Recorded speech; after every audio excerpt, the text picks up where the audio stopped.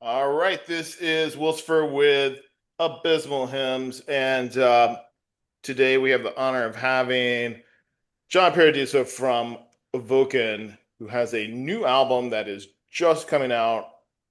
You got to check it out. It is probably one of the most perfect sounding metal albums I've heard in a while. It is called Paradisium and Mendacium, actually, and yeah, it's great. You guys had the producer from Quietus on it. Yeah, And going back.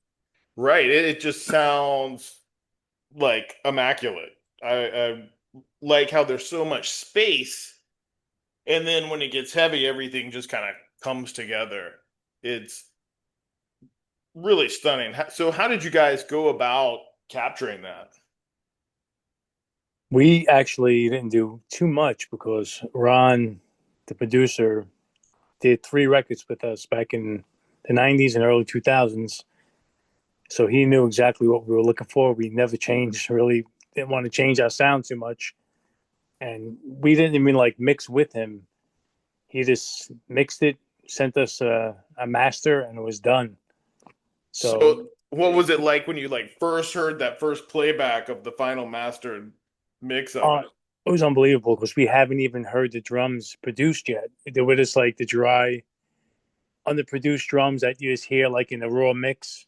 That's all we went by until like over the weekend on Tuesday. He sent the first song mastered, and it was like the way you're hearing it now. It was unbelievable. It was just, and we didn't even have to ask him anything. He just like knew exactly what to do.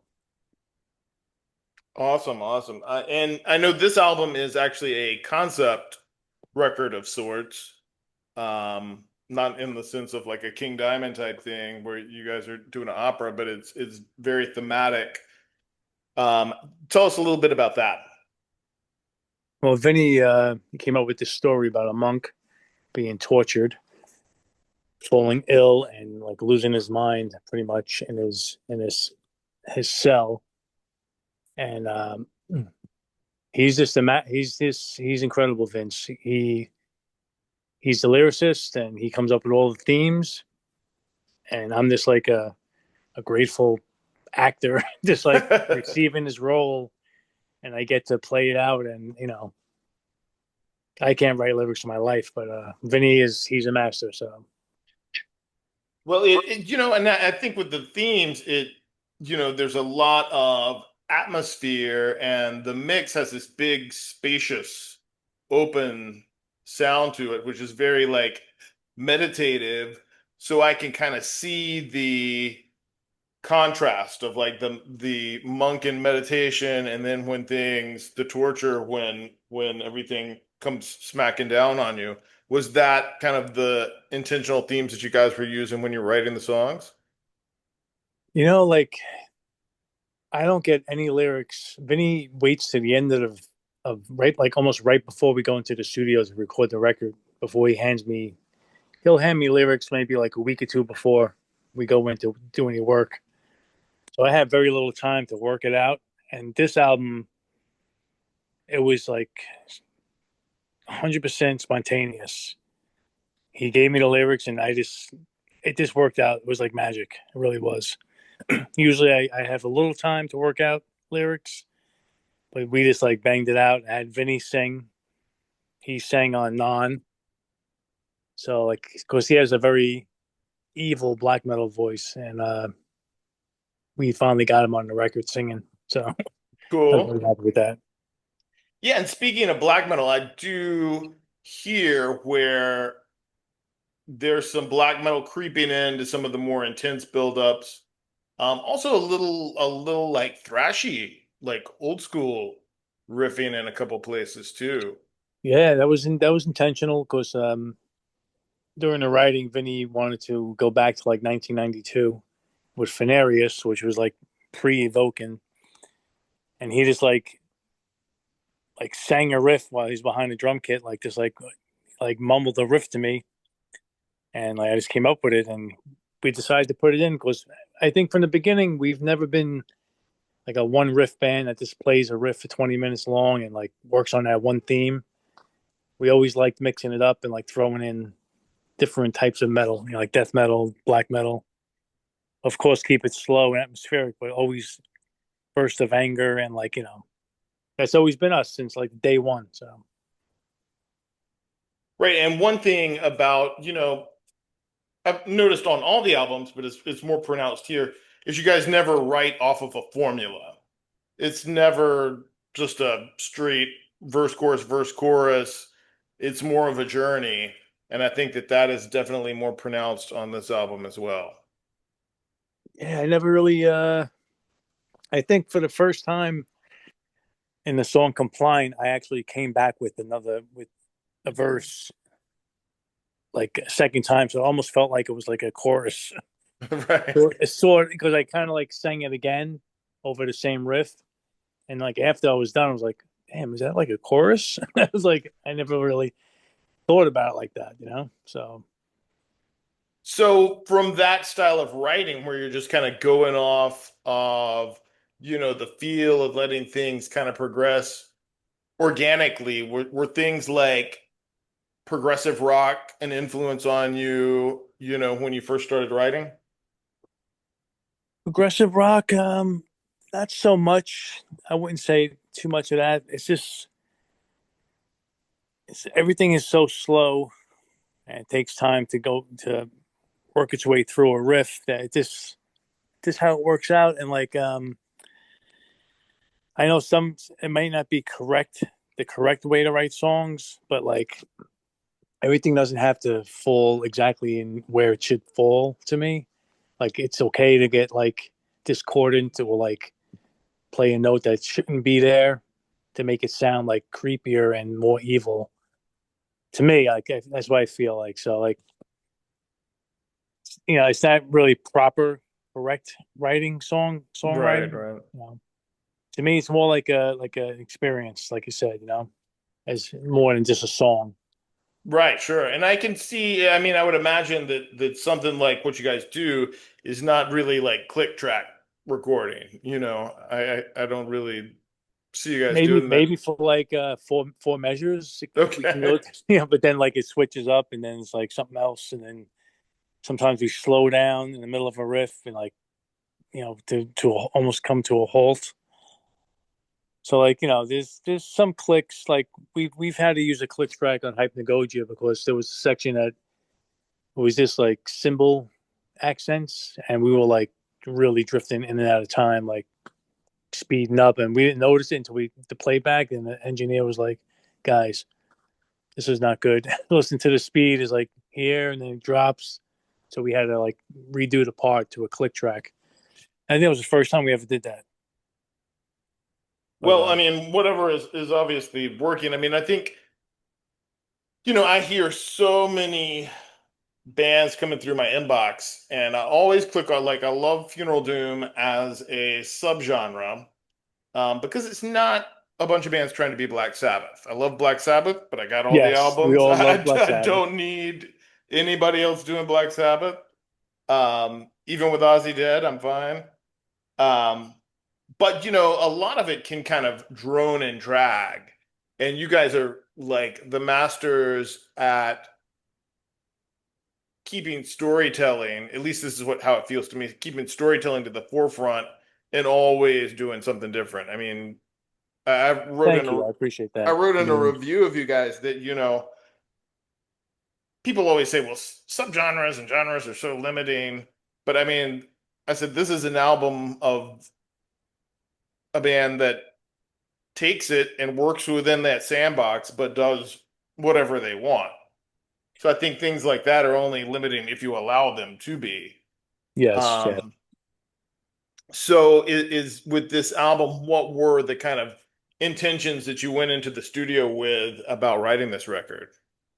Well, we knew we wanted to do a Dead Can Dance track, and like obviously that's the third track, and Ron Thal plays the acoustic like accent and Mediterranean type of stuff. Mhm.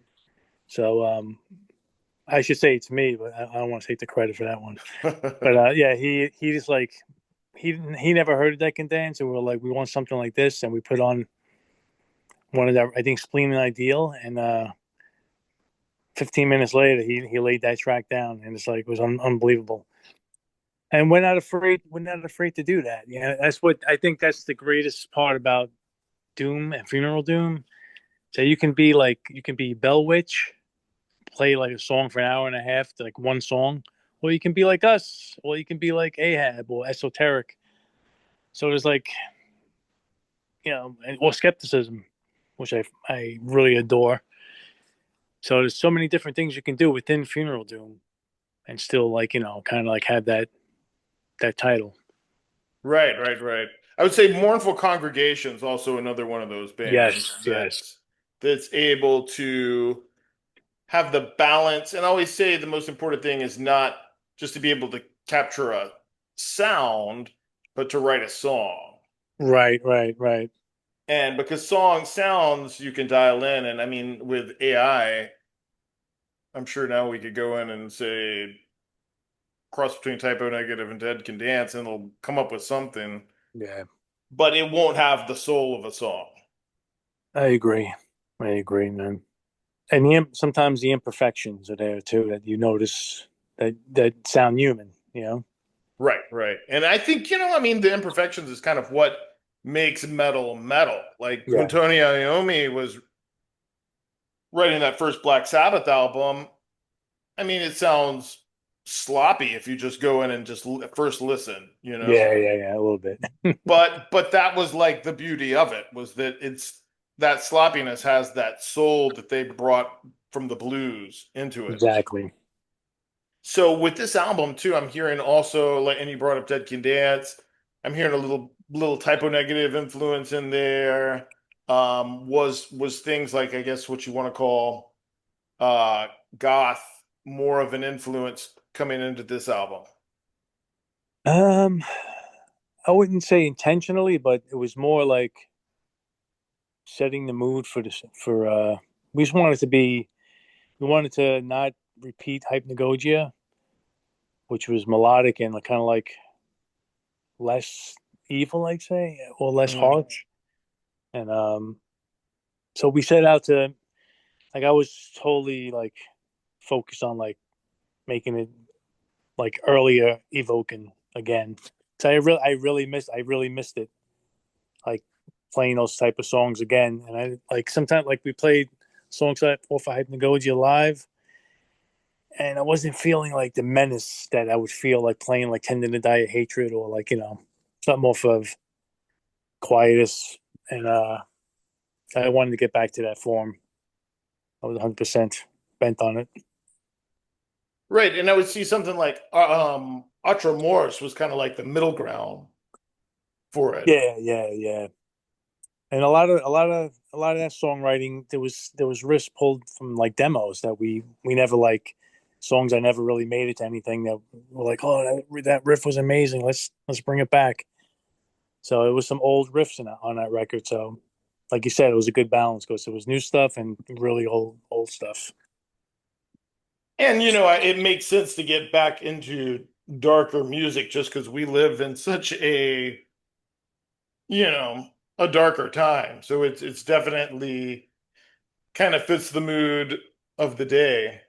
Um, and I think that's why a lot of darker music like Doom and I guess what we call goth is kind of making a more headway is because people are you get home from a job that doesn't pay and you're depressed about the cost of eggs going up, Yeah, so yeah. yeah, definitely makes sense. So I know you guys have some festival dates lined up. Are you going to actually tour behind this album? A little bit. We can't do much, being that we're like middle-aged men and with jobs, so it's really tough to like commit to like a month or 2 months straight. But we're going back to Europe next summer for at least 2.5 weeks. So we'll hit like as many festivals as we can. We're going to Mexico for a weekend. We're playing in Virginia for a weekend. So we're gonna play as much as we can. Okay. Definitely And I know too that the cost of touring these days is, ridiculous. yeah. Yeah, it's It definitely is like you really have to. It's like a hobby that's getting like expensive as golf, some shit. Like, Right. oh, you want to go on tour? Well, you have to have 5 grand just to support everything, you know? Right, right. I mean, I'm down in Florida where everybody's hobby is having a boat, so that's, Yeah, that's probably just expensive. as expensive as Oh, a forget band. it. Well, yeah, I mean, it sounds awesome, and people need to definitely experience these songs live, I think. It'll flow really well, I'm imagining, with, going back to back with the early stuff. Yeah, 100%. I remember playing like the one of the new tracks and at Maryland Death Fest. We played Louds, and when I broke into the clean part, there was like a roar from the crowd. It was like real. I wasn't expecting that moment to feel like to get the response, but it was like I guess you know always going into clean sections with the Evokens. That's our style, and I guess it was like very. It was like, oh yes, they're back with their style because we kind of abandoned it a little bit on the last record. It wasn't as much of that going on. I don't think. Right, and I would think that somewhere like Maryland Death Fest, you guys are definitely stand out because even if they have other Doom bands playing, before you guys are gonna totally be different than whatever they're experiencing. So I think that, I can imagine hearing that middle break and it being like a glass of water on a summer day. Yeah, exactly. After you've heard blast beats all day. Yeah, right. But so what are you getting into these days as far as new music that you've been listening to? Oh man.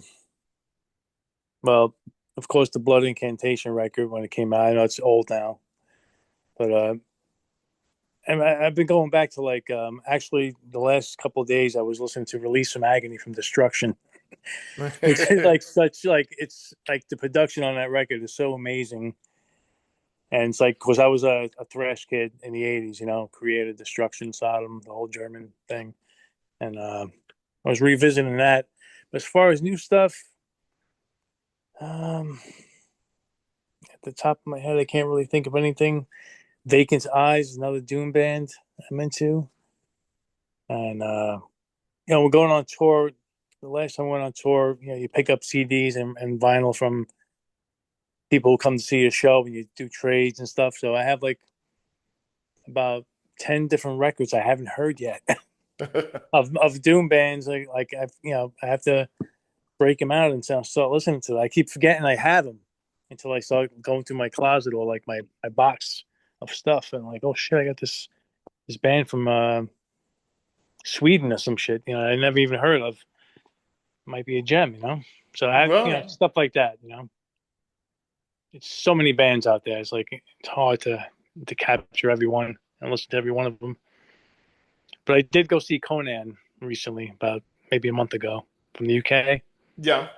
Yeah, it's just so ridiculously heavy. So it almost makes you laugh. Plus, it's like, and live, it was like so punishing. It was great. I love it. I love it. But If you haven't heard, although it's kind of Doom adjacent, the new Wake album, they spell their name with a R Wake. oh yeah, I've heard of it. I heard of That it. I album haven't is heard the record really yet. good. Yeah, I think you would like it because the guitar playing is so, it sounds like David Gilmour at sometimes. Oh yeah, yeah. Just like totally soulful.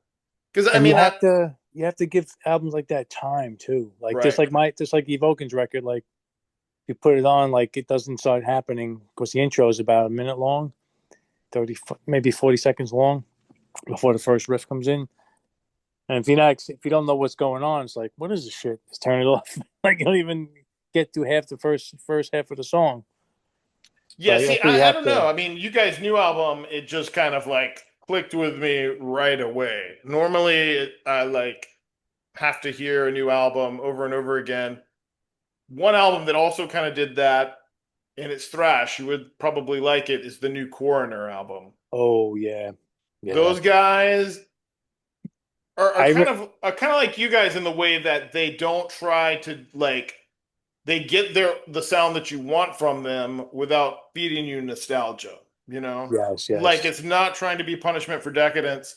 It sounds like it's from a band that just came out yesterday, the production wise, but it's not that like over processed, down tuned kind of sound that all the like metal bands have on if you listen to Sirius Radio or whatever. Yeah, like the click drum and Yeah. like, To where it's mechanical. yeah, exactly. Too sterile too. Just like, Right, right. That's the thing. You can produce the heaviness right out of something. That's why I think with you guys' album it's so remarkable because all that's intact. It sounds pristine, but the heaviness is intact. well, this time around, like on Hypnagogia, I kind of made like I was stuck in a position where like the amp I always use on every record blew a fuse like 2 days before we went. We were rehearsing and I couldn't get it repaired, so I was like stuck using whatever they had at the studio, which isn't a bad amp, but it's not the one that's been on all the records. And it just people picked up on that. They were like, something's missing on this album. It's the evil, like something is just missing.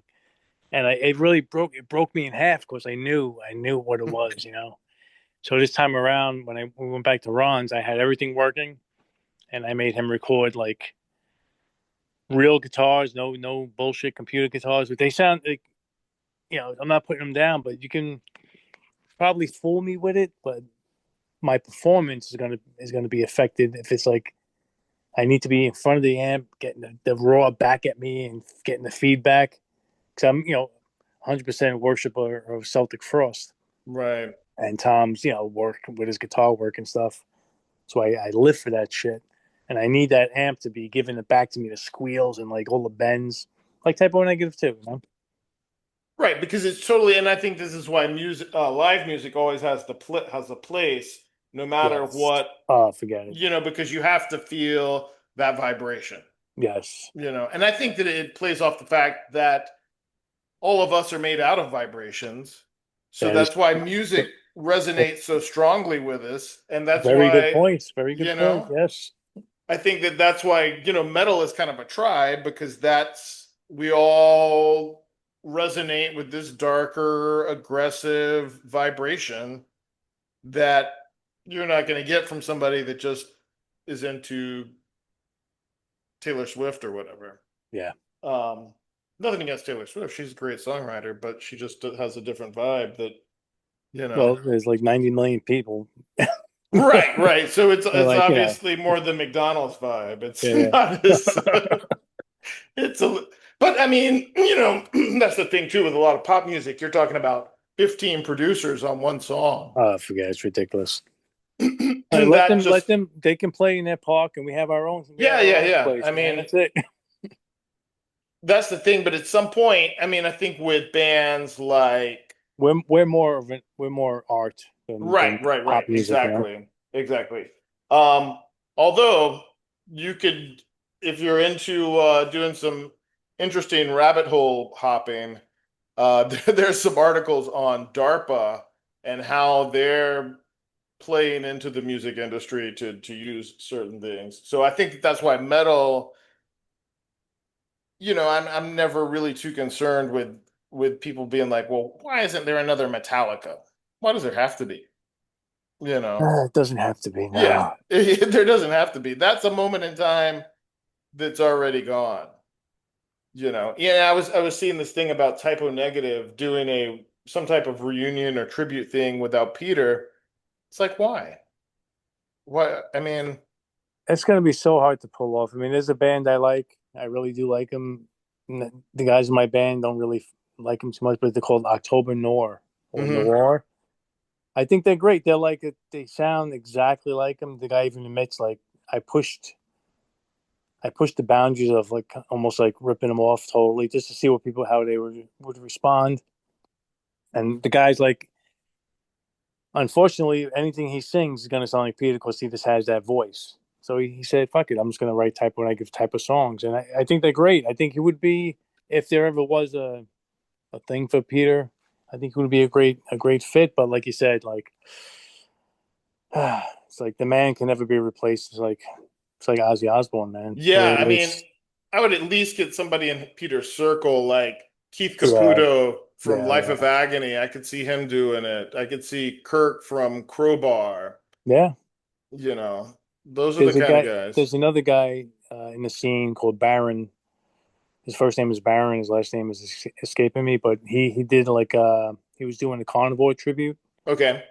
and he's amazing too. Even he really looks like him too. His hair's like down to his waist, long straight black hair. Is He's a he over, total if is he over vampire. 6'6", that's the thing. Yeah, Yeah, I mean, but those are moments in time, and yeah, man. we have to just, it's like remaking movies. I How mean, much? like you'll have like a really good Doors tribute, and like the Machine is a Pink Floyd tribute. I mean, I think that's okay to exist. Yes. You know what I'm saying? If people want to pay to see it, they can't see the real thing, you know. Yeah, And I think, it gives musicians like a purpose, you know, sure, like sure. he can't be David Gilmour, but he can be the next best thing, you know, like he can like emulate him as much as he could, you know. That I don't know if you've ever seen Zoso. Yeah, I've seen videos of it. Yeah, Excellent, they're crazy. probably one of the best Led Zeppelin. And if they ever come through New Jersey, I don't know how you feel about their music, but the Peter Gabriel era of Genesis, Oh there's wow, a band called The Music Box, nice.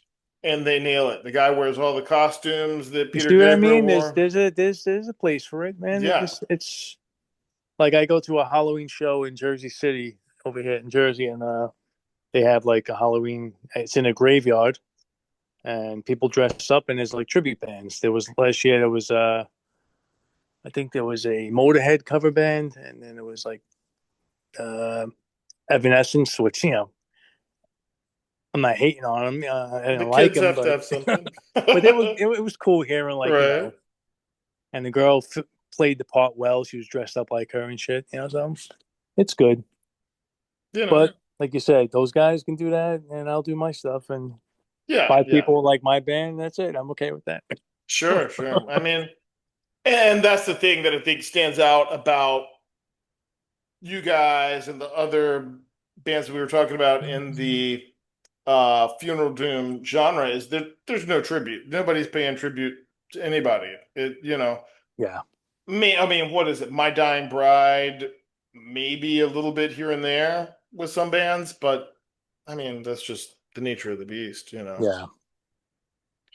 And yeah, but it's remarkable that on your seventh album that you guys are cranking it out this fresh, and it doesn't feel like you're repeating yourself. You're honoring your traditions, but not retreading and recycling parts like I was really trying to like not do that, and like I was telling everybody in the, like Don, like keyboard player Don, if you hear something that you know is because he writes all the music out like a composition because that's how he plays to like written music, you know. So it was like if there's any riffs that you know are exactly like we've done already, let me know. You know, I don't want to repeat exactly what we've done. Sometimes you can forget, and then like you listen to like, oh shit, that riff's already in this on Quietus. You don't want to do that, you know. so vocally, um when you are recording the lower growling vocals, do you make a conscious effort to say, okay, well, here's the patterns that I've used, so here's what feels best for this song from a compositional standpoint? How do you approach doing the harsher vocals? Um, I just like on I've worked out like older records. I've worked out lyrics like I had a little time, but this one was totally spontaneous. Like I just went in with the lyrics, so it was just a feel. It's more like a feel, and then was something about working with Ron also, and in his house.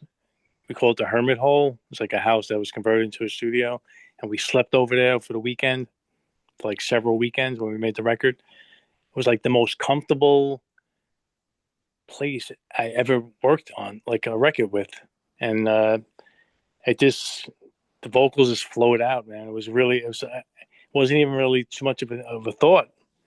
It was like seriously, it was like magic, man.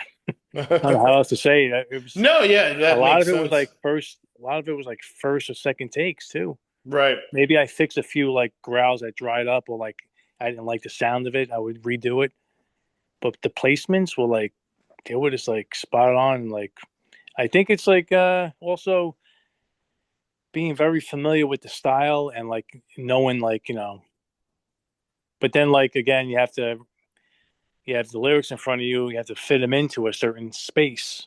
That's another hard thing. That's a little tricky because Vinny would give me lyrics that like with too many words, and I have to like get them in.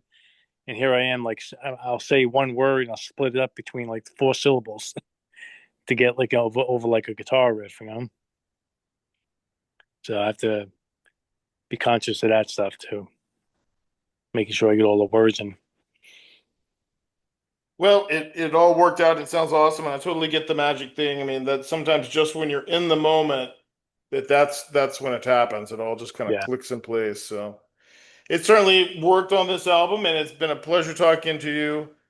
And you know, if you're listening to this, make sure you're checking out this new album. I'll put a link for it in the description below. And thank you again. thank you.